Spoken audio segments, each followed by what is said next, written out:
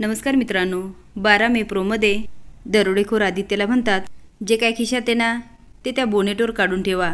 ते सगळ्यांना मोठमोठ्याने हसत असतात. आदित्य म्हणतो, जाऊ का आता? ते म्हणतात, हां जा.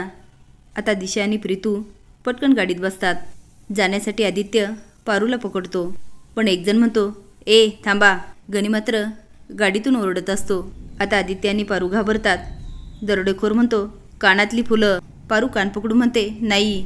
आदित्य पण म्हणतो, नाही नाही. पारू म्हणते, हे कानातले माझ्या आईची शेवटची आठवण आहे. नाही नाही, हे घेऊ नका. आदित्य तिच्याकडे बघतो. दरोडेखोर मोठ्याने हसत असतात. पारू म्हणते, दादा ऐका ना, तू माझ्या भावासारखं आहे, मला समजून घ्या ना. प्रीतू आतून बघत असतो.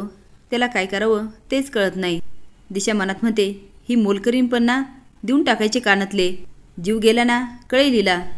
गणी आतून म्हणत असतो, तायडे तायडे, माझ्या तायडीला काही करू नका. पण पारू मात्र दरोडेखोरांची गयावया करत असते. आदित्य म्हणतो, ऐका ना, आम्ही तुम्हाला सगळं दिलं ना, आता एवढे कानातले सोडा ना. ते म्हणतात, ए सांगितलं ना एकदा, कळत नाही का? ते कानातले काढायचे म्हणजे काढायचे. पारू म्हणते, दादा तुम्हाला पण आई असेल ना, माझ्यासारखं तुमच्या आईने पण तुम्हाला कधी काहीतरी दिलंच असेल.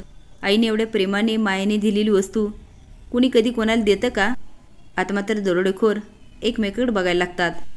प्रीतम आणि आदित्याला पारूची खूप कीव येते, पण आदित्याला काय बोलावं हेच कळत नाही. गणी आतून म्हणत असतो, तायडे देऊन टाक ना कानातले. पारूमुळे दिशाची चांगलीच तगमग चालू असते. ती दातखात म्हणते, स्टुपिड, देऊन टाक ना ती कानातले. आता पारू आणि दरोडेखोर यामुळे सगळेच गोंधळून जातात. तर तुम्हाला काय वाटतं, पारूचा प्रेमळ स्वभाव बघून खरंच दरोडेखोर बदलतील का? हे कमेंट बॉक्समध्ये नक्की सांगा. नवीन अपडेट जाण्यासाठी लाईक आणि सबस्क्राईब करा. धन्यवाद.